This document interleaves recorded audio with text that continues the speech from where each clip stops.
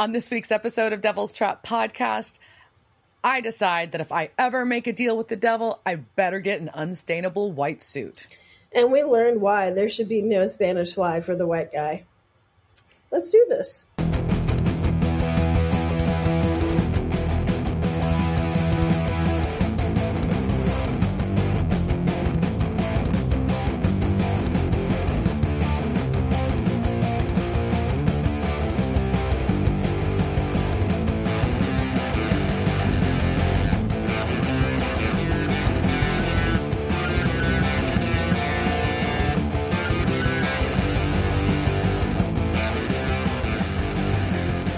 Welcome to this week's episode of Devil's Trap Podcast. I'm Diana, and I said that really fast. No, I think your pace is fine. I'm Liz. How's it going? All right. Maybe somebody, I occasionally listen to podcasts on 1.5 speed, so maybe someone's just like, you made someone like look at their, whatever. Or check their speed real fast. Yeah, I can't say look at their tape recorder or their headphones, but, you know, they looked at their watch, their phone. Watch or device, yeah. How are you this week? I think I'm doing well.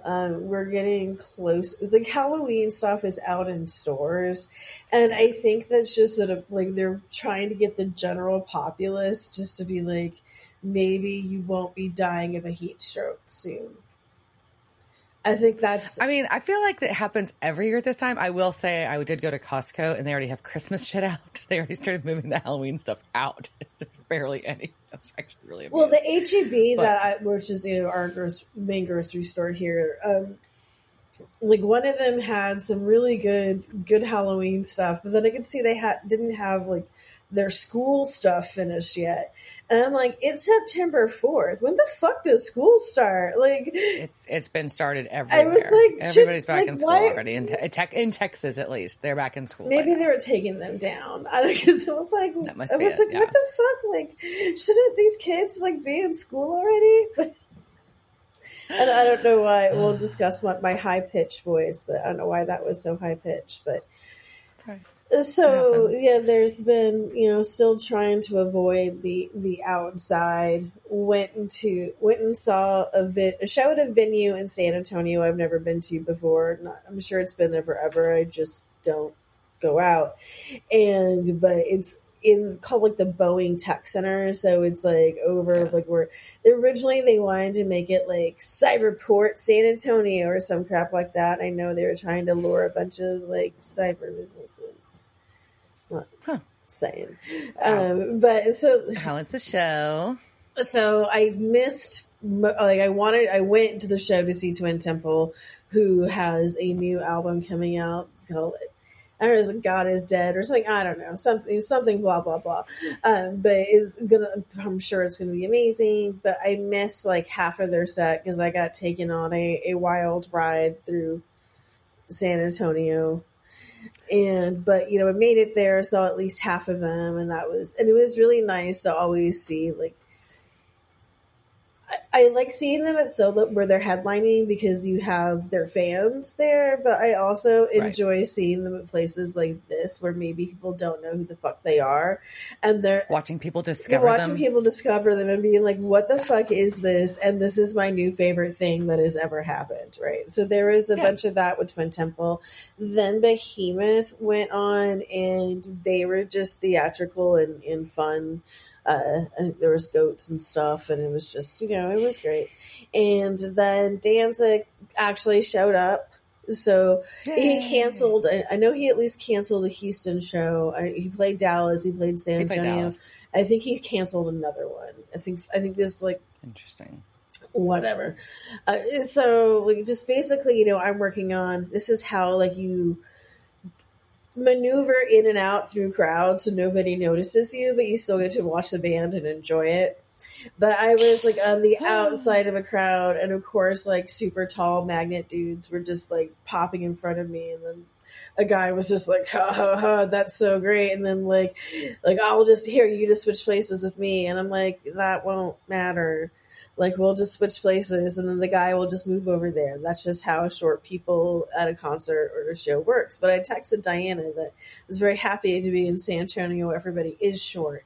And so, like, it is too. Like, if you're comparatively speaking, and it's, if you're a short person, really, it's a lot of it is about physics, like how you can actually see the stage the best. Because if you see about, like, if you're in a movie theater and you're too close to something and you're down low, like, you're not going to be able to see anything. So you kind of have to, like, position yourself on, like, an angle and then far enough back that you can, so you can still be close, but you just have to be kind of angled out and you can do it. So, but then he tried to explain to me where I should go, and then he Dan's explained to me, which I thought was fantastic. He told me about that. Yeah, he wanted to know how Danzig explained. Yeah, because I was seeing Danzig, and so he wanted to know how many times I've seen Danzig, and I'm like, I don't know.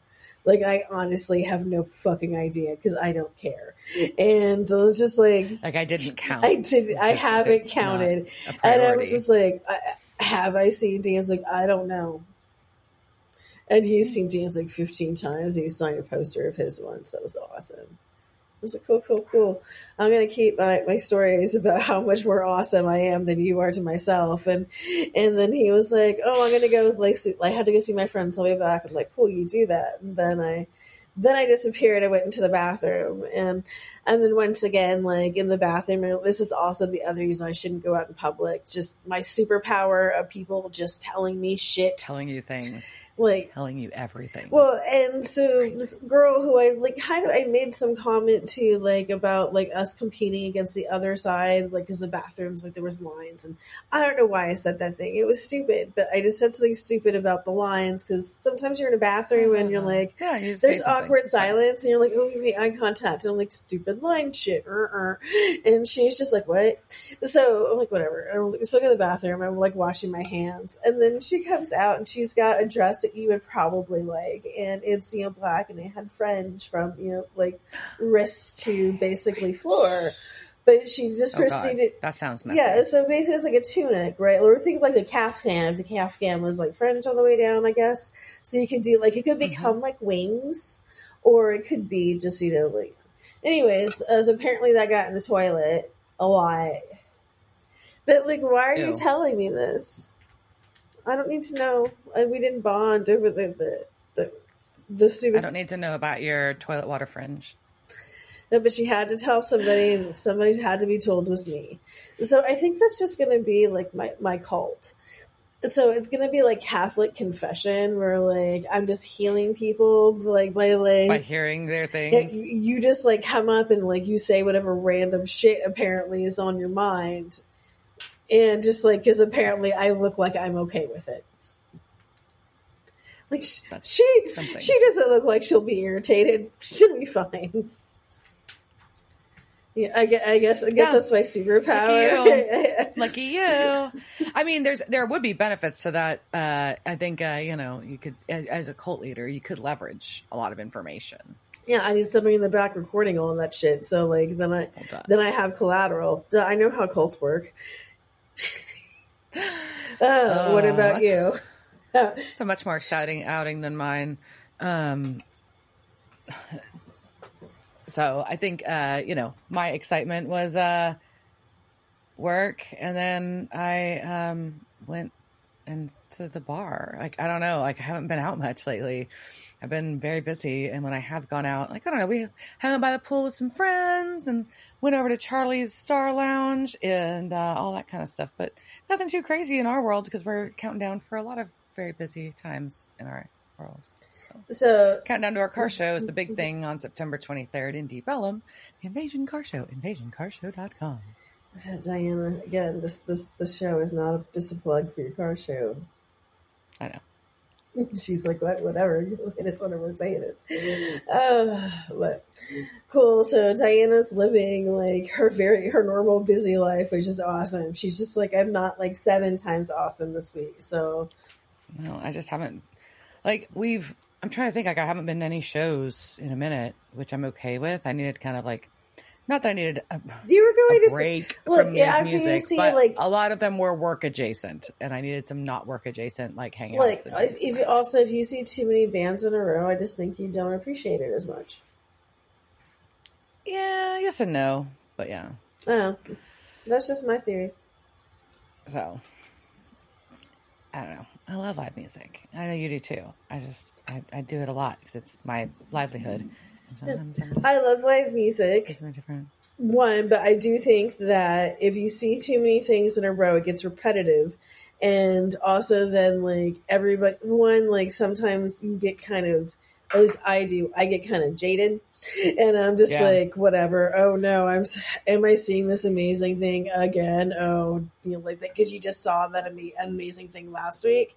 So if you space out the times between it, then it's kind of better, because then it's not just I like, can see that. I can see that. I can see that take. yeah. I also just like don't like, if I could just watch the band, that would be great. It's the, I don't want to have to make the small talk with the 50,000 people while I'm See, watching I the like band. seeing people. It's different. Say, I like seeing people out and about. Yeah, I don't want to talk. I don't want to talk to people. So Oh, speaking of talking to people or talking about people, I don't know. Somehow I'm I making don't know. this transition. So we're talking about season 7, Time for a Wedding. So season 7, episode 8. I knew there was a word that was missing in there.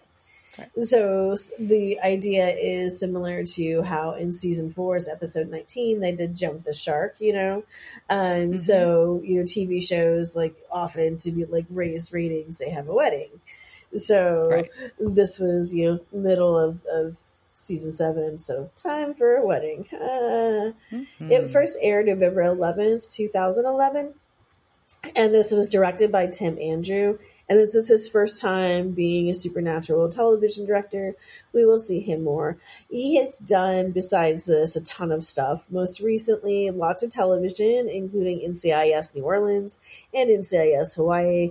Thank you for giving my mom and her helpers something to watch over and over again. He also did a couple of episodes of Midnight Texas, which had such promise. Such promise. I love that show so Yep. much. Teen Wolf. And in his older credits, just wanted to pull some things out of there, because he was a producer on the Joan Rivers show, on on Son of the Beach, and also MTV's Undressed. Now, his first credit in television as an assistant director was for a made-for-TV movie. And was called, and I wanted to read, it's called First Contact, Emmanuel. And I think it sounds like porn. Okay, so the plot summary is, Emmanuel makes first contact with a group of intergalactic travelers to understand human love and sexuality. Who better to teach than the most sensual woman in the world and beyond? Like, I don't need, like, none of that actually makes any sense, right? But it's a comedy, romance, sci-fi, and so basically it looks like there's an alien and she's fucking dudes. Oh. Right? That's First Contact. Okay. And there's like there's like a 7 DVD pack you can get of that. So that was one of the things he did. And I don't know maybe it was made for like USA Up All Night, like one of those things. The late night cable. Yeah, I don't know what anybody was thinking on that one. But anyways. Yeah. All So right, this was written by one of my favorite partners, Dab and Laughlin. And so we start off with, what's going to happen if this writer strike doesn't end soon? Angela's going to have to start making more Becky Rosen fan fiction, because clearly that's what's going to happen in this episode. Oh, jeez. It's a Becky Rosen episode. It is. It is. And we open in Las Vegas, Nevada, with Dean at the strip club. Yeah, and he's talking to a stripper, a waitress. I think she's a waitress, and there's a stripper behind her. I think she was a waitress, and according to IMDb, she's a waitress. Whatever. So they're trying to make this seem less skeevy than it is, but it's just Dean hitting on somebody in a strip club. Yeah, Dean trying to hang out with the waitress when she gets off after her shift. Anyways, but apparently she's in grad school and calls him out for looking sad. So, but he's like, tries to do like that. Well, I'm sad because, well, let me give you that story about my friend who has a little brother. Anyways, the long story short here is he's talking about how the little brother's going guano, which is, I guess, their phrase they're using. They've used it a few times now about Sam being going batshit. being batshit. But I think he's also just whining because he wanted Sam to be partying with him in Las Vegas, and he's not, instead of going hiking. But also, I'm like, did Sam ever party with you in Las Vegas? Like, I just don't see that happening. It's never really been like implied that it's a thing. So surprise, I guess. Where is this? Like, I never saw this surprise like memory their annual party trip to Vegas that nobody's ever heard of. Yeah, okay, whatever. Sure. Anyways, but she's like, we all need to face ourselves sometimes, and she's talking about him, not her. I also don't get that. I don't get introspective moments at the strip club. I don't get what she's doing. Is she trying to say you can't hit on me? Is she hitting on him? I don't know what the fuck is happening here. I don't know. It's silly. But then Sam texts him with an address and tells him to wear his Fed suit. So off we go. And we go 4 blocks away to what is clearly made to look like Wedding Row. And so if this really was Wedding Row in this hypothetical Las Vegas that they've made, then Dean was basically out partying at a strip club near Fremont. Yeah, correct. So we go to the Little White Chapel, and it is very, very quiet, and a light flickers. And as we all know in Supernatural, if a light flickers, some shit's about to go down. So Dean pulls his gun, like you do. But he goes in through the double doors, but Sam's already there opening the doors and says, oh, no, you don't need that. And Sam has a flower on his suit jacket. So we know something is up because this is out of the norm. And goes and puts a flower on Dean's lapel because Sam's getting married. What? And we have the only people there is the organ player, the minister, and Sam and Dean, and the bride enters. And they uncover her face from her very large veil, and it is Becky. Holy shit. We've got Becky Rosen getting married to Sam Winchester. Becky's back. OMG. And then we get an amazing intro sequence for this episode with a wedding cake exploding. It was actually a real wedding cake that they got, and that apparently was very expensive. But also, one, it looked very delicious. Like I told Diana, like, I'm having a craving for all things sugar. I'm giving myself diabetes. Cakes and cookies. Like, so I'm just like, oh, look at all that exploding cake. And like I would probably put like, okay, so cake explodes. Like, how much of that off the floor will you eat? I mean, the part that didn't touch the floor. Well, I mean, because you've got to think about it. If it's a big cake, you can probably like salvage a lot of it. Same. I think you can salvage a lot of that cake. I would salvage, cake. So Dean is very upset that Sam is marrying Becky, which is very reasonable because it's been 4 days and nobody's talked to Becky in a minute. Yeah. But he's like, yeah, I know. We met up. We ate food and fell in love. Or something. It's a very odd story. But either way, Dean's like, you're the average lifespan of your hookups. I like how this is how he's trying to reason with him. Like, don't you know that all the women who date you die? And I'm like, damn, that's dark. That's very dark. And Becky's like, oh, I know, don't worry, because I've read all the books. Like, okay, Becky, that's probably not a helpful contribution to this conversation. But whatevs. So Sam's just like, look, something good's happening, and I just need to jump on it. So I've already tested her with salt, holy water, and everything. And she's like, yeah, no, I'm not a monster. I'm just the right girl for your brother. Okay. And, yeah. So Dean's still trying to reason with Sam as Becky pays for the wedding. And, Sam and Becky are going to go back to her place in Delaware, and Dean can just come join them when he wants to wrap her head around it and be comfortable with them. Yeah, Becky also asks if she can pay in traveler's checks, which made me wonder, like, are those even still a thing? I don't know. Like, I don't even know if you can get them. Like, I don't people even know what they are anymore. But also at this time, we learned that Becky is full on banging on her keyboard with the tweets. She's just like tweetling. Storm. The AKA now X, the platform formerly known as Twitter. It's still twitter.com. Whatever, Elon. Okay, so she tweets. Yeah. Her first official tweet as Mrs. Becky Rosen dash Winchester. It's interesting that she chose Rosen / Winchester and not Winchester / Rosen. I don't know, Becky.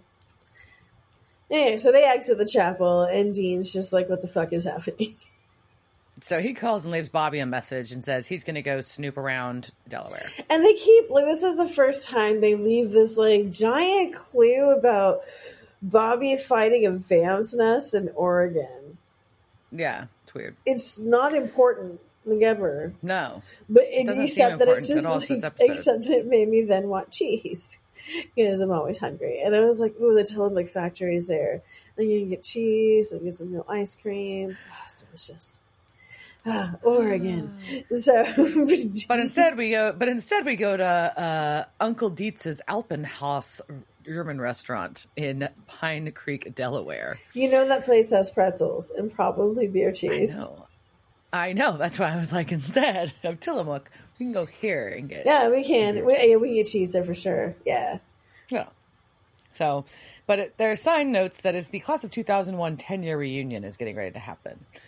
And Becky goes in to RSVP for by the way, this is not how class reunions work. I just thought I'd share that. Like, you don't go like days in advance to RSVPP in person. Hey, this was like 2011. Were you even like, what? Were you even out of high school by then, you child? I was kidding. 2011? Are you kidding me? Yes. I had already been to my 10-year reunion in 2011. Damn. Yeah. So the car she's in, like, it's got Just Hitch and these really fun, like, sagging Mylar balloons on it. And it's like a Toyota. I don't know what the fuck it is. But, like, do you think she drove from Las Vegas to there? I think they did. I think they drove. I think she drove. I think that's what happened. I want here. that. That's a long drive. I want that road trip.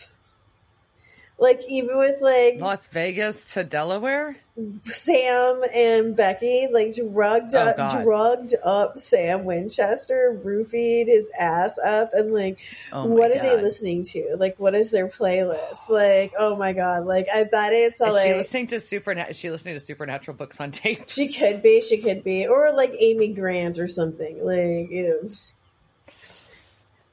Yeah. So I feel kind of torn that we didn't get that. That's reasonable. Yeah. Well, we meet Mean Girl Jocelyn. So we see, basically, this is your hint at why Becky cares so much about being at the 10-year reunion. She wants to show up and show off at her 10-year reunion. And Mean Girl Jocelyn, who she's trying to check in with, calls her Yucky Becky, which is sounds dumb. It doesn't even. Like, it's not yucky. It's yucky. Like, you're nuts. I want. Like, what the fuck? I want to punch this bitch in the face. So yeah, it's awful.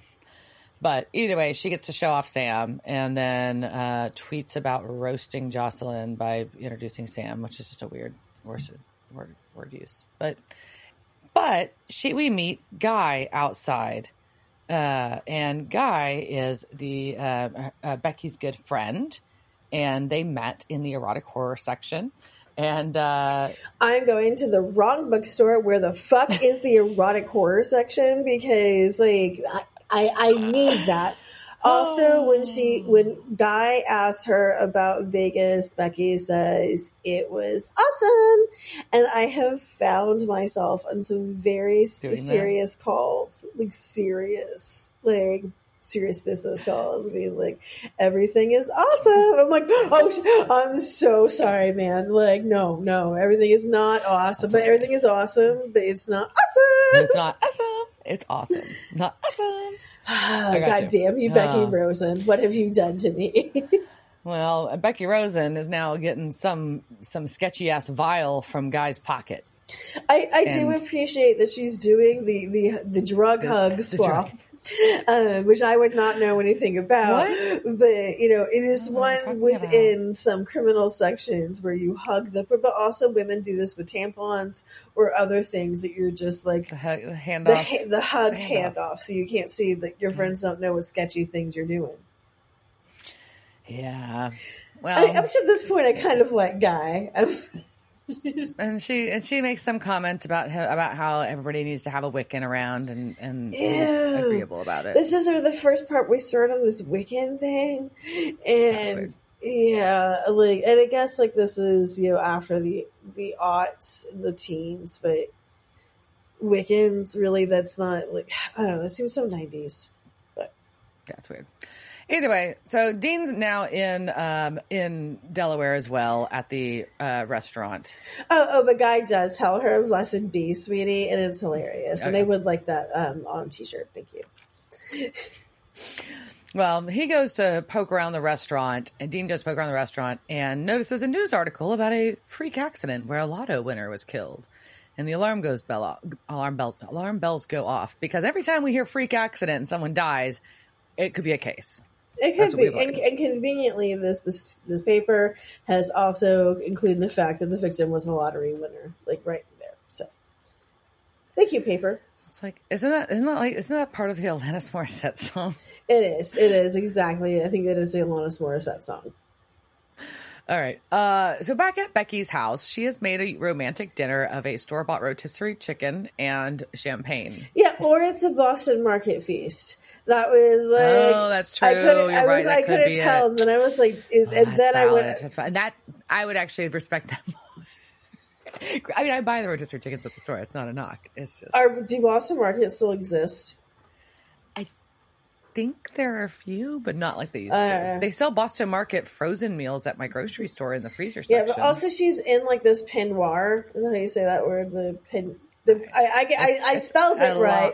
Peigno. But yes, it's a very old fashioned ladies dressing gown, right? They're supposed to have feels very trying to be sexy. Yeah, and there's supposed to be a sexier gown underneath that. But she kind of just looks like she's in a house dress, and also she's gonna get that chicken grease all over that.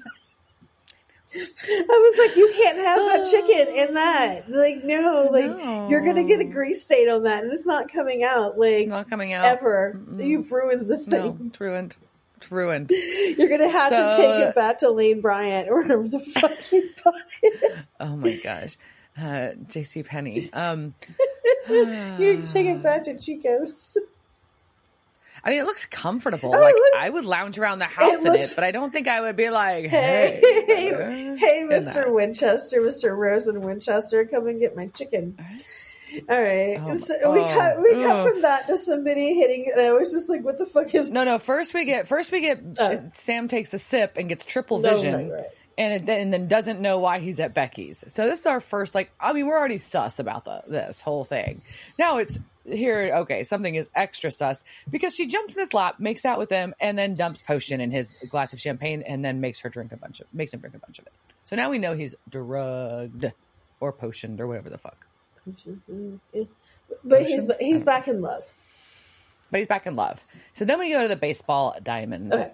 And so there's a guy, and he's hitting balls out of, and I was like, what is this? Is it a ball tosser? Is there a word for this thing? It's a batting practice machine, I believe. Sure. Okay. And I looked it up because I was stressed about it. It also goes up to 11. It was nice of it. Of course it does. And there's some creepy dude just watching him, but there's nobody else there. Yep. Except for the one creepy dude watching him that he doesn't seem to notice. He doesn't. And I would be so creeped out by nobody else being in the stadium but me. I mean, it does sound nice, but also somebody's watching you. Yeah, it's creepy. But they crank that pitching machine up to 11 and break the bat, and then turns the machine with his magic fingers. I don't know. And then starts pegging this guy, which looks so painful and then the ball hits him in the face. There's a lot of blood. He's dead. Phrasing. We're gonna. Well, I also said they beamed him in the head. Hey. You want to beamed him in the we're head. just taking the word pegging out of this, all right? But like, also the lesson here is don't play sports. Of course, that's the lesson. Well, Dean's just shows up at Becky and Sam's place because he wants to make a peace offering, kind of, but really, no, he's just there to spy. And he's got a wall iron with a bow on it. And tries to tell Sam that he's being supportive. And that he's there because there's a case in town. But guess what? Becky is mumbling in the background, and we realize that Becky and Sam are working the case. And we get the neatest murder board that looks like an elementary school teacher made her bulletin board into a murder board. Okay. And it's titled Sam and Becky's Investigation. And it makes me so happy. And I swear to God, my next investigation, I'm going to put everything just exactly like this because it's great. She also has posters of Supernatural up in her room, and that's awesome. She does. Absolutely. It is awesome. And Sam's like, yeah, I guess reading all the books about us was very helpful. So, either way. But basically, Dean's like, did you notice that people having their dreams come true in town and they're dying? There's a connection here. Maybe she's part of this because she fantasized about them, married Sam, and then she's going to end up dead. Couldn't be any kind of connection here. Nope. Sam went after her. Sorry, wrong. Yep. And you're just jelly that I'm moving on. Damn it, Dean. Can't you just let me be loved? And so Dean calls Bobby again, and Bobby's busy with the vampire nest or whatever, so he's going to send another hunter to help Dean out. Which is nice. That's nice of him. And then we see the depth of Becky's crazy in her journal. Or devotion. I mean, depending on how you look at it, she's very dedicated. Well, let's go with obsession. Is that better? But she also has multicolored pens and markers because Sam and Becky has been drawn all over this notebook in many different colors and fonts and dots. And I also appreciate whoever in the art department had to do this, but bravo. That is true. Then you had the best day, I think, probably ever. So... Well, Sam surprises her with a present of press badges. His and hers fake IDs. Aww. Yay! And he also gets the marker off her nose after because she was smelling from her nose. She was smelling her marker. Oh. Well, he's excited to share that they've got another potential victim, a guy that's leapfrogged from like a low level like sales position up to CEO of this insurance company. And while she's reading the newspaper article, Sam is looking at the Cray Journal, as I called it, and told her that it's beautiful. I just called her a notebook of crazy, and that makes it more beautiful. It's just her notebook of crazy. Well, Dean's going to go meet the hunter that Bobby sent for him, and I'm pretty fucking excited because I finally get to meet Garth. They have been prepping you for this. Yeah. So DJ Qualls, obviously, and we'll talk about him later, but is Garth. And so he's a skinny guy drinking a milkshake, and Dee is annoyed, as to be expected. And they're talking about the same case that Sam and Becky were talking about, the guy that became a CEO. But when he hands Garth the newspaper, Garth's response is first things first, and flips to a different section or different back in the section further and starts laughing. Mentions Marmaduke. So he's reading the comics. Marmaduke, you crazy. You so crazy. But the comics would not be in the business section. Shut up. This is the business section of the newspaper. Shut up. That's what I would add. Shut up. Yeah, I know. So we go to Mutual Freedom Insurance Company. And there's a woman in white being a bitch. Whew. Totally. Just berating the secretary about Miss Never Gardner. trust a woman in a white suit. Never trust a woman in a white suit. You just can't. Really? Look at her. She's a bitch. So you know she's a bitch. She's in a white suit. Look. if you can't, like, a real woman, I can't wear it because I will ruin it. a But real person gets shit on their suit within a minute because you're always doing stuff. Like, only people who don't actually work can wear a white suit. Because then all they have to do is wear that suit. That's all they can do. Their whole life is just that fucking suit. And that's why you're a bitch like she is. But she was like, was she a bitch before the suit, or did the suit make her a bitch? I don't know. Bitch. Which came first? The suit or the bitch? So Dean and Garth are hanging out, waiting to go in. And as they're sitting there, of course, Sam and Becky are leaving. So they've got the leg up here. And Becky gives a really nasty look and walks away. I say it was good side eye. You say nasty look, and I say Becky gave good side eye because she's got a trench coat. Yeah. She's got a trench coat on. She's just like, I got the 411. And Sam's like, she's the best. She's the best interrogator ever. She grilled him like a pro. So now it's Dean and Garth's turn, and they tell him they are from the Actuarial Insider, and that's why they're there. But Dean's asking like some pretty solid questions that are a little sus for an interview, though. Like, what kind of qualifications got you this job? Why you over your other like managers and things? Like, why are you the CEO? And the guy's kind of finally like, I don't really know. Why are you giving me the third degree? And I like Garth's question. He basically asks if he got there through nefarious means. And he's like, no, I don't mean like corporate backstabbing. I mean like black magic or hoodoo. And frankly, like, is there anything but corporate backstabbing or black magic or hoodoo? Like, those are pretty much how you climb the ladder in most places. Yeah. Diana doesn't know because she's in a different industry. Like, it's not like this is not her biz. But anyways, but he's just like, finally, like, look, I didn't want this job. I was good in sales. And once again, just because somebody's good at one thing doesn't mean they're good at something else. So just because he was good at sales doesn't mean that he's good at running a company. Those are not the two same things. Stop making them the same thing, you stupid corporations. Anyways, go on. Well, the woman in white, your favorite, comes in, and she's still being a bitch and talks shit about the secretary, and then tells him that he needs to get the secretary to make their dinner reservations, which seems very counterintuitive. If she sucks her job, why do you want her making your dinner reservation? And then says to remind the secretary that if she messes up again, she's fired because she reports to the CEO, which is him. But he's like, he's like, basically she leaves and he's like, look, she's been so happy about this promotion. I don't know how I'm going to tell her that I'm going to resign.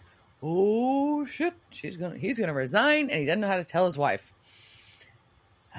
So now Dean and Garth are figuring out that, hey, it's not the dude that wanted this. He didn't get the magic wish. She did. Oh. She must have included the suit in that wish. Anyway, so Dean goes and threatens her in the stairwell.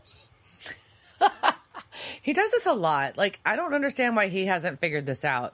Something bad's going to happen if you don't tell me. And she's like, people are always like, are you threatening me? And he's like, no, but something bad's going to happen to you if I can't help you. And people don't get it. I think he needs to work on his wording. Probably.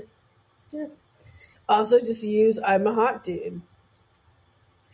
That often. What do you think Sam does? Like, yeah, this also works. Like, hi, I'm Jensen Ackles, lookalike Dean Winchester or whatever. But just that woman would probably tell him most anything. But anyways, first she won't say what she did to get him promoted. But back at Becky's, Sam and Becky are working on the case, and she's tweeting about their honeymoon. And you see that Sam gets one of the crazy headaches where last time he started to like forget why he was there. And so she goes to get more of the potion out of her purse, but oopsies, it wasn't closed right and it leaked all over her purse. Yeah, and now it's stuck all over the lining, and you will always have that say in that lining, and you will open up that lining because you'll be like, it's fine, nobody knows this is here but me. But every time you open it up, you'll look at it and you'll be like, and be mad. Yeah. They also learned the circumference of a baseball. That was on their murder board, and I thought that was just fantastic. So we cut back to the office. Yes. Down in the lobby, white suit bitch is on the phone talking shit about how they need to send a car for her if she's not walking in heels. Well, she said she's not walking 5 blocks in these heels, which is valid. Because I have been with lots of, I've been wearing boss bitch heels and had, groups of men in other cities just be like, oh, we just walk, it's only 5 blocks. And I'm like, no, motherfucker, no. But bitch, I also just saw you do them in those stairwells. So if you do them in that stairwell, you can probably handle a few blocks. Should have taken the elevator. But yeah, exactly. I don't know. I'm like, why are you in the fucking stairs in those shoes? But yeah, okay. And the creepy dude from the baseball field is there on the upper level watching her, which is not good, probably. Probably not. And we can clearly see that he's going to make the light fixture fall on her head. It's a ridiculous chandelier. So we're like, yes, cartoon violence stuff. Obviously. Yeah. Duh. But Dean swoops her out of the way at the last minute. And the chandelier falls and the bad guy runs away. And Dean tells her she's not the first. So now she wants to tell Garth what's happening. She was at lunch with her friends, and I overheard her bitching. Didn't even say about what, just overheard her bitching and made her an offer that Craig's job for her soul. And she thought it was hilarious. What have I got to lose? And I was on my 7th mimosa from Bottomless Mimosa with Brunches with Patty. And I was like, fuck it. Yeah, give me Craig's job for my soul. Yeah. But Garth and Dean are like, wait a minute, this doesn't make sense if this is a demon deal. The timeline's whack. Timeline is whack. That's what he says. It is so whack. Because you're supposed to get 10 years. Everything's supposed to be a 10-year contract, as we should remember in our Crossroads Demons rules. Yes, I also appreciate, though, let's bring back the word whack. Maybe not in that way. But Garth has a plan, and that includes that Marsha, or whatever white suit lady his name is, she has to go live with his triracial paraplegic sniper, I think, cousin. Yeah. And then they're going to find Sam, and they're going to fix all this, and then everybody will be done in time for America's Got Talent. Which I like that show. I appreciate that. I know you're an AGT fan, so hey. I am. And I don't think Terry Crews was hosting at that time, but... Yeah, it has its moments. All right, so now we get back to Becky losing Sam. Yeah, she is very upset and trying to leave messages for Guy because she needs more potion because Sam is very confused. And she knocks him out with the waffle iron that Dean bought for him. Look, man, he already has, Lucifer head. Getting hit. Let's not do any head injuries is risky. Yeah, I'm like, so you got a potion on him. He's got, whatever this shit is. And now you're, giving him a concussion. This seems like a terrible, terrible day for Mr. Sam. It does.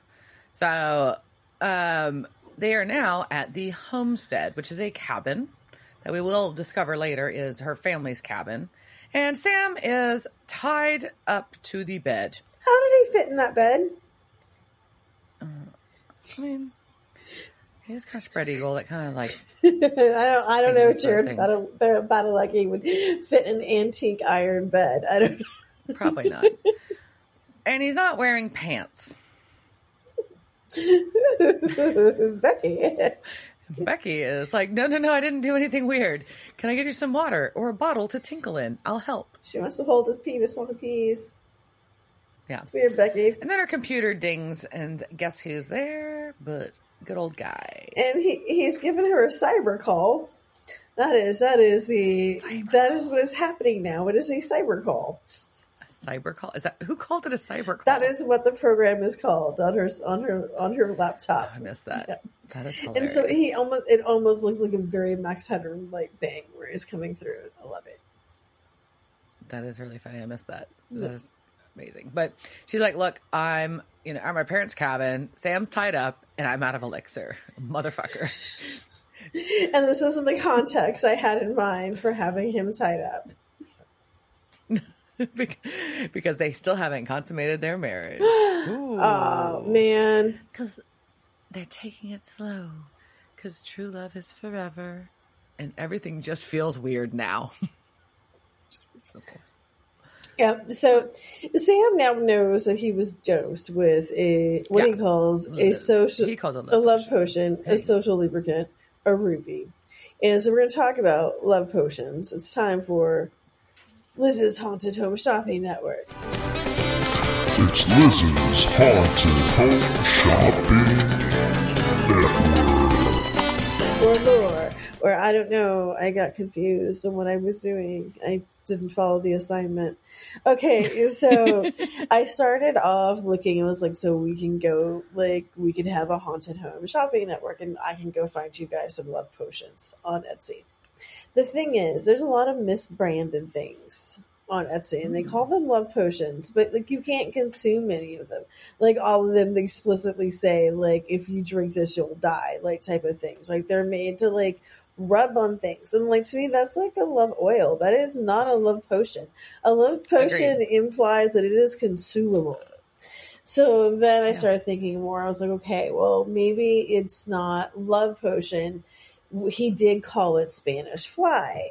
And I was like, so let's go to eBay, right? Because that seems hinkier. So like, if we're trying something that's hinkier, I want to go to eBay first. Before like I go to, like I'm not going to other markets for this.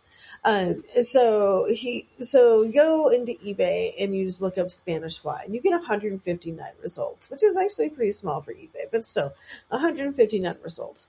And on that, you can buy something like the brand Blue Wizard. And their logo is the silhouette of a horny person in heels getting ready to hump the blue. So, and then it is called Female Aphrodisiac Water. Its main purpose is for libido enhancement, potency, and stamina. Its active ingredients are, in fact, Spanish fly, when to take before intercourse. Department woman. Type, this product is organic, not instant results. Important. And I think by organic, it just means like it's made from like organic things that have organic compounds in them, not that it's pesticide free, because the country and region of manufacture is Malaysia. Other facts to know. Advantage. Browse, and this is my screenshots from eBay really are becoming a does Liz need to get readers in her 40s finally? Okay, so other facts to know. Advantage. Arouse appetite as soon as possible. Overcome the problem of women with less passion and cold lust. Helps increase women's enthusiasm and stimulation. Helps give strength to women in sex.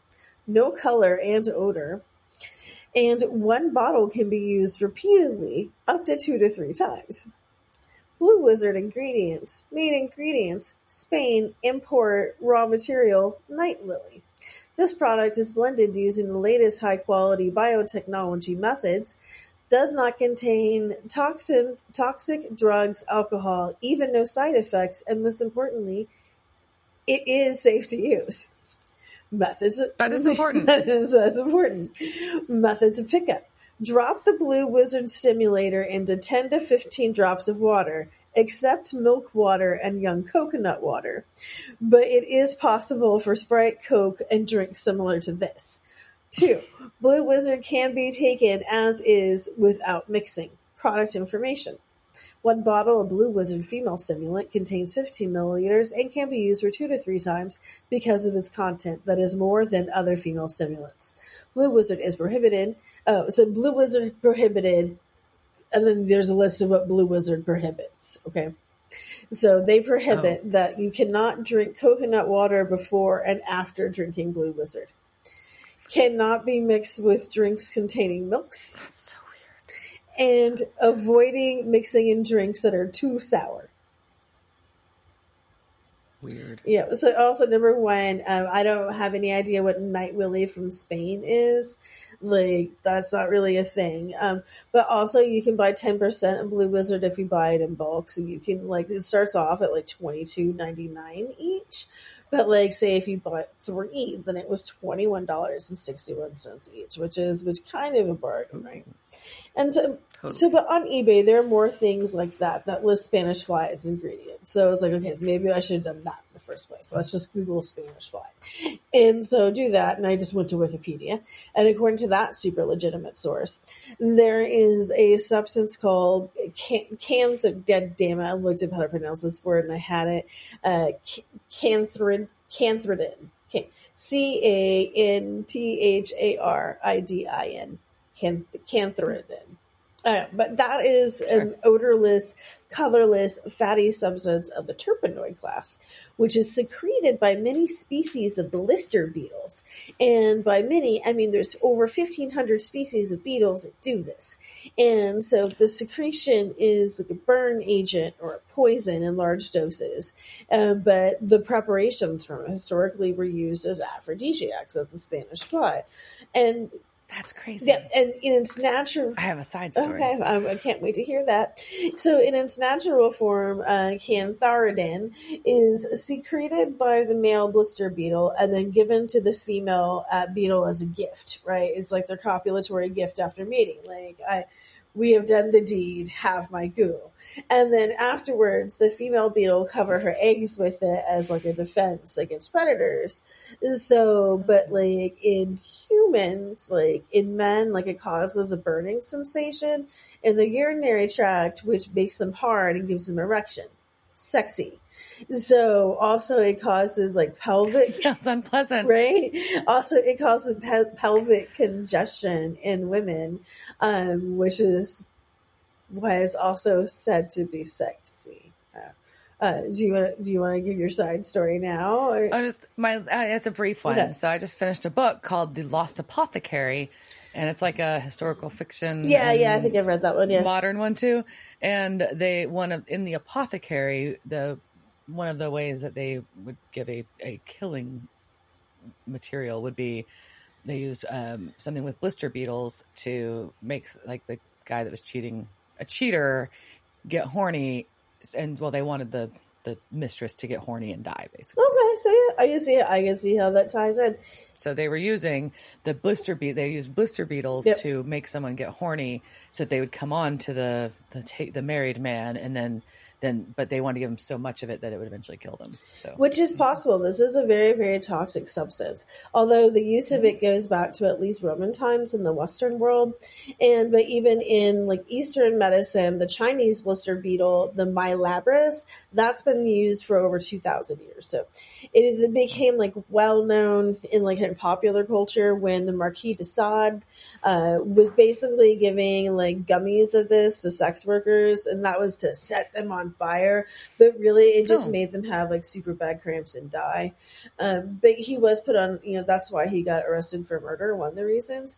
But overall, so you can tell like even like people know like, oh, this makes people sick and like makes them die. But people are still stupid. So even up to like 1996, like 4 students from Temple in Philly, like they made a batch with Kool-Aid, and then like before they gave it to their girlfriends, they like, well, at least we're going to test it ourselves, and they all like ended up in the hospital. They didn't die, but like they almost did. And so this stuff is it is available on the dangerous. It's dangerous, but it's available on the internet. So when you buy it, when you buy it for the most part, you're buying a very diluted version of it because it's something that actually is good for like getting warts off. Like it's a substance, and people really have it in like this, like kind of nothing really better than this, right? But so it's like a 0.7% solution like of it if you're getting it. So it's it's also gonna be fake. A lot of times people like fake cayenne pepper in it. So like, so it's, blistering and stuff. So, but the real shit, like even I think it's only like 10 milligrams of it's lethal. Right. So and it's also like, it's one of those things that is caustic, like through touch. So you basically ingestion through either skin contact or through orally is all really, really bad stuff. And if you ingest it, it initially causes severe damage to the lining of the gastrointestinal and urinary tracts, and then can also cause like permanent damage there. Symptoms of the poisoning include blood in the urine, abdominal pain, and sometimes prolonged erections. And so the extreme toxicity of cantharidin makes its use as an aphrodisiac really stupid and highly dangerous. And as a result, it is illegal to sell that in most countries. It's something that it's kind of got like FDA has some regulation things because of course pharmaceutical industries are getting around things. But I mean, also they're probably like, no one's stupid enough to use it as Spanish fly anymore. What dumb. But if ingested orally, the poisoned should drink water and avoid fatty foods like milk because that increases its absorption. And if a person does get too much, you don't want them to vomit because then they're going to have the esophagus will be twice exposed. So like think about that if someone's like being poisoned that way, like that something that burns, you don't want it to come up a second time because then it's like twice as bad. But that's also why that Spanish fly in the beginning, but like it's like 2 minutes ago, they said that not to drink it with milk. Because or coconut water because there's coconut oils in and there. You're going to absorb it, and so it's going to go into your system more, and so you're more likely to get lethal doses of it. Boom! So I learned something, and also just Spanish fly. Don't do it. Don't do it. Don't do it. It's not sexy. It's not. No, it doesn't sound sexy at all. Spanish fly is not sexy. All right. So then we go back, and then there's some more bullshit about Wiccans, and it's just. I don't know. I think I just get annoyed every time like people talk about witches and Wiccans. But Sam Sam does point out to her that your friend Guy is the one killing people, and she defends him. And he's your dealer. And he's your dealer. But he's also points out, he's like, look, there's two weird things going on in a town at the same time. It's not two separate causes. It's always the one thing. You know, like that's fair. I think it's a good logic, right? Like. But yeah, so she's like, no, he's not my dealer. He gives it to me for free, and it wouldn't work unless really deep down you already loved me. It just activates it. That's how it works, Becky. That is clearly how it works. So I'm going to shove a rag in your mouth. Bye. Yeah. Bye. So she's meeting Guy back at the German restaurant where he's decorating for the reunion. And he's like, they sit down, he offers her a drink. And then he starts to give her the elixir, and he's like, nope. You're past the freebie stage.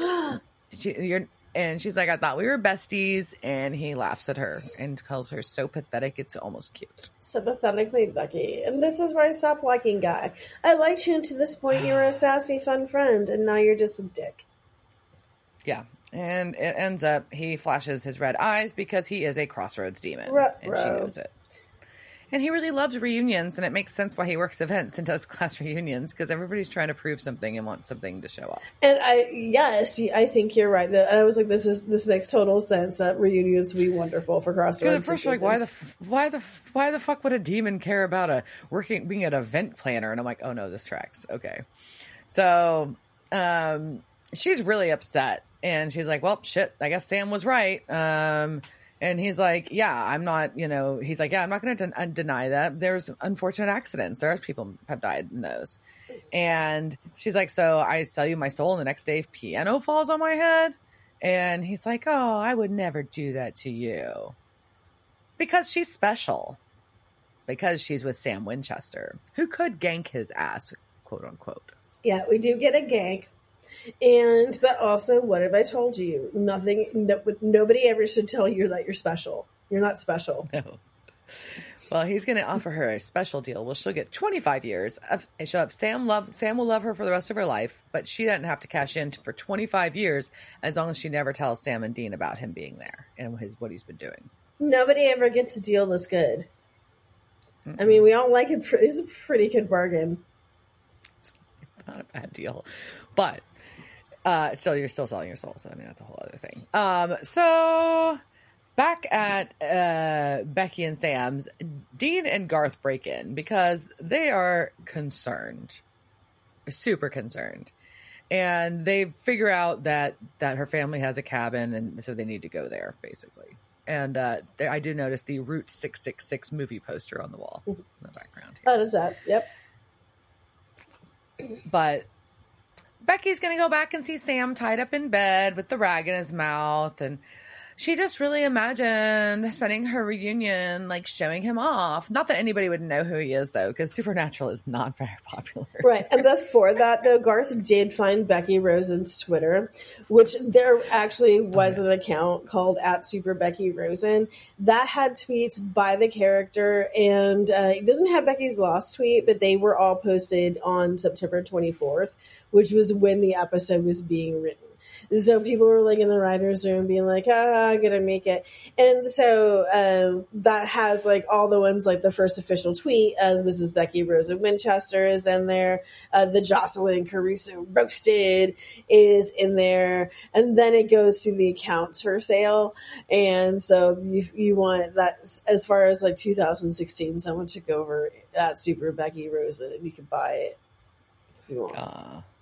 But anyway, sorry, just trying to like call it out because it's hilarious. And so you can still see them on Twitter because that is funny. Nothing ever goes away. It doesn't.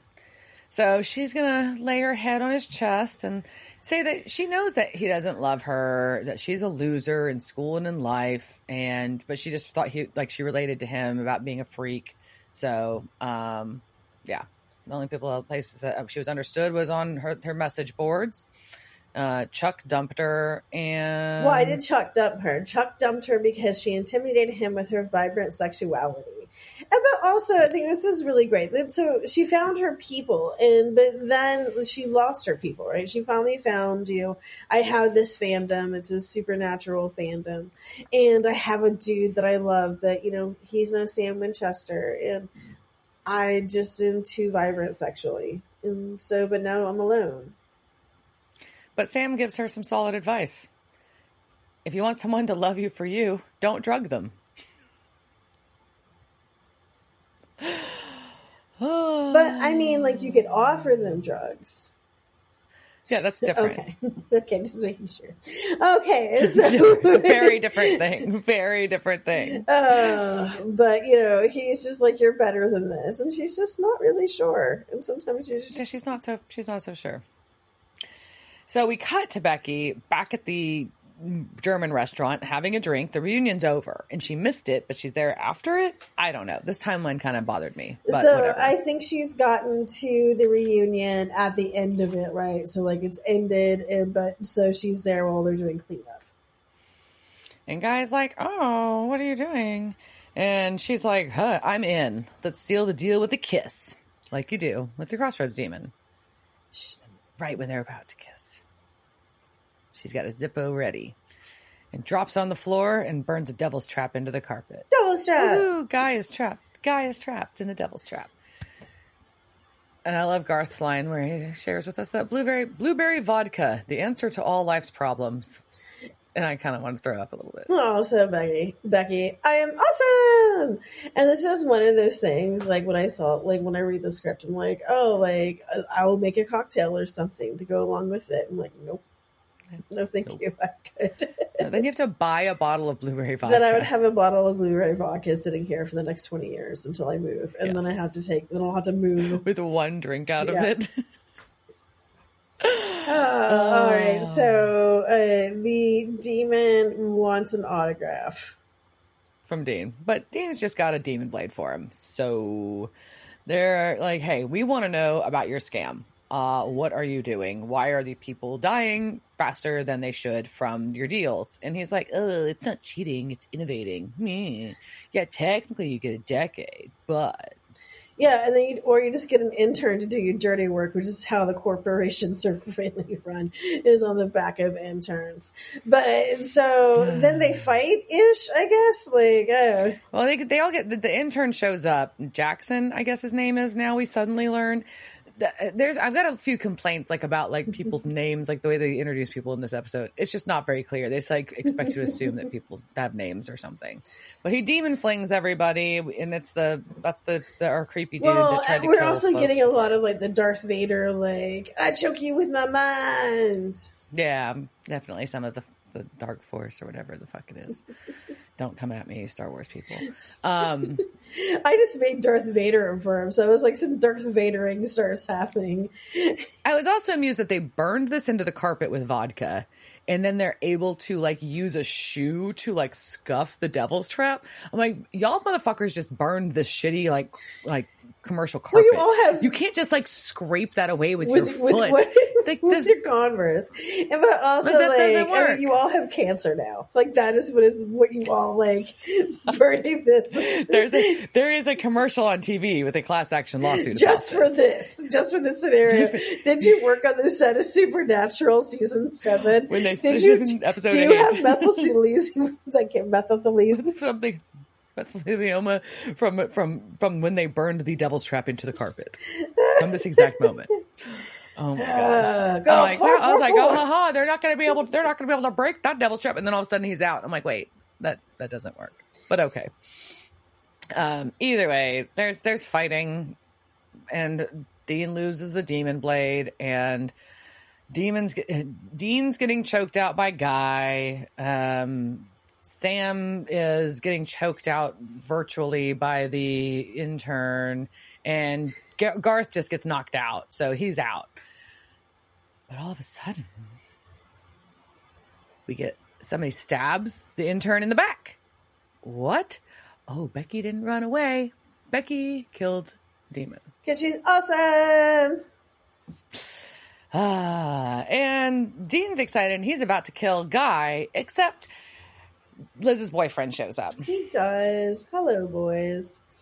And what's even better is Becky recognizes Crowley from the books, and I love this. Yeah. But then he's mean to her about it.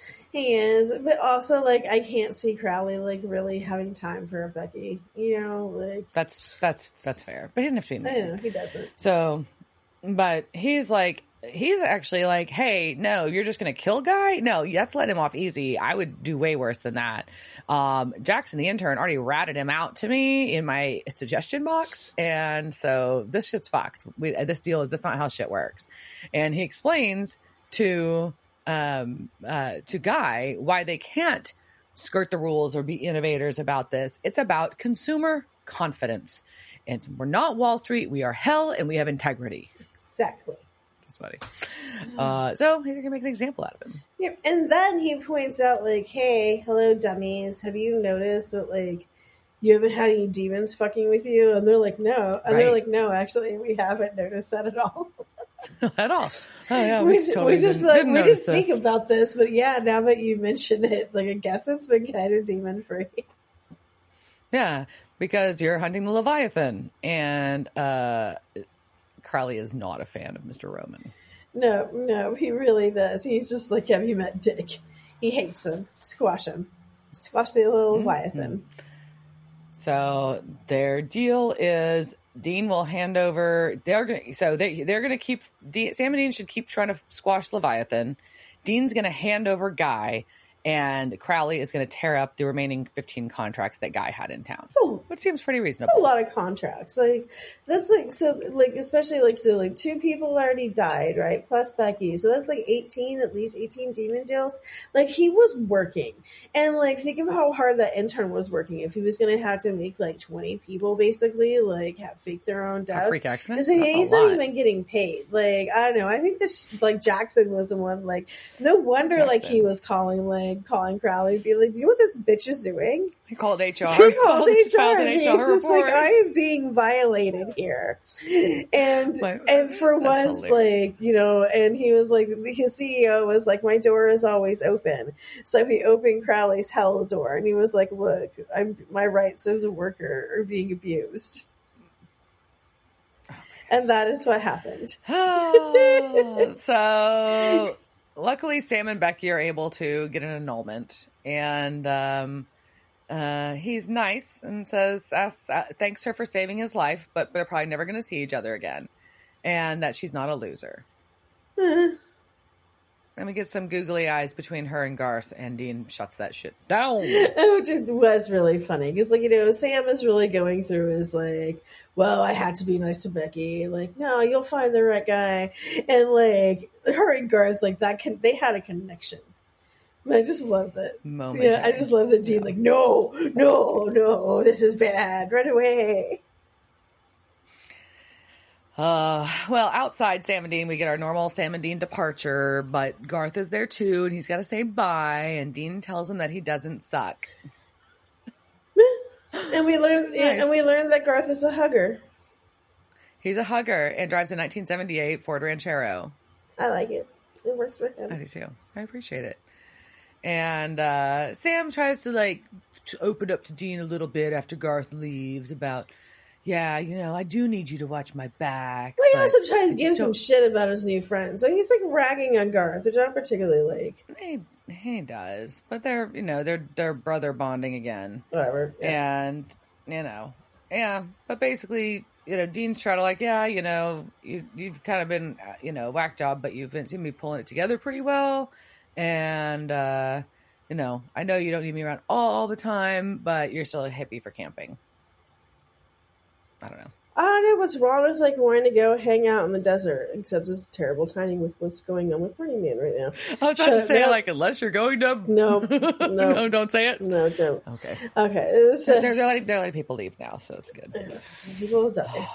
But, but we're back to this Dean can focus on taking care of himself crap. And I'm like, when does he focus on anything else? Like, isn't that what you always do? Like... I don't know. He never takes care of himself. I'm just over it. Like you're being emotionally unstable. All of you. All of them. All right. So let's casting couch this bitch. Casting couch. It's the casting couch. Were they on that show that time with that guy? La la la la la la la la la la la. All right. So obviously we're gonna start with. Actually, no. Wait. I'll go in reverse order. We're gonna start with Guy. Guy, aka our Crossroads Demon, is played by Leslie Odom Jr. Yay! You may recognize him from single episodes of shows like Gilmore Girls, Grey's Anatomy, Gotham. He was a regular character on CSI Miami. And he's been in a few episodes of Abbott Elementary recently. He's also probably best known for movie Glass Onion and as Aaron Burr in Hamilton. So then we have Garth Fitzgerald IV, played by DJ Qualls. So I will do you may recognize him from single episodes of TV shows like Scrubs, Criminal Minds, Lost, Big Bang Theory, Breaking Bad, and the new Cabinet of Curiosities series on Netflix. He was in a few episodes of My Name is Earl. He was a regular character on Memphis Beat, which I very much enjoyed. And movies is probably what you know him from the most, though. He was Kyle in Road Trip. He was in Lone Star State of Mind. Dizzy in The New Guy, which one I like a lot. He was in a movie called The Core, Shelby in Hustle and Flow, which is amazing, and then Delta Farce too. So, been excited to get DJ Qualls in the mix here. Yeah, and what also is nice is like this character was really written for him, and so he was asked to do it, and then he said yes. So I think that's nice that like this was. Like, there are a lot of mannerisms. I don't know why I said mannerisms that way, but there's a lot of mannerisms and stuff that are very, like, goth, that are very much DJ Qualls. And, he talks about, in, like, of these things, like, when he gets knocked out here and things like that, because his body is differently shaped, that he can't really have stunt doubles a lot. And so most of the stunts he's doing himself. So... Interesting. I just think that's cool. Yeah, because he's probably just very distinct build. So yeah, he's he's got. I don't know if he's got a concave chest or not, but he definitely's got. He's lanky and skinny, and yeah, interesting. Yeah, so cool. Yeah. I'm glad we finally got to him. It's always nice when there's a member of the SPN family who we see at cons all the time that we finally get to talk about now. Cool. So, anything else about this episode? No, it was a fun one. I think it's interesting that we're getting mentions of Chuck again, but when we haven't really, he just kind of disappeared. And then we've got the brothers acting like everything's fine again, which is weird. Yeah, that just got swept under the rug real fast. And it's I think I don't know, it's just because it's Sam and not Dean, so Sam could just forgive a grudge easier than maybe Dean can. I guess. But yeah, I'm still mad at Dean. I'm not forgiving that grudge. You killed Amy. It's a dick move. It was a dick move the way he handled that. I'm still mad. I don't know. I'll hold on. I'll let you know when I forgive you, Dean Winchester. Okay, with that, I think we're going to sign off. Cheers, Dirk. Cheers, bitch. Devil's Trap Podcast is a Don't Be a Dick production. Meow. Devil's Trap Podcast is part of the Ship It Studios Podcast Network. Thanks for listening to this week's episode of Devil's Trap Podcast. You can follow us on Instagram at Devil's Trap Podcast, Twitter at Devil's Trap Pod, or you can email us at devilstrap@devilstrappodcast.com. Don't forget to subscribe, leave reviews, and share with all your friends. We're at all your favorite podcast outlets and at devilstrappodcast.com. I'm Babe. Thanks for tuning in, and we'll see you next time.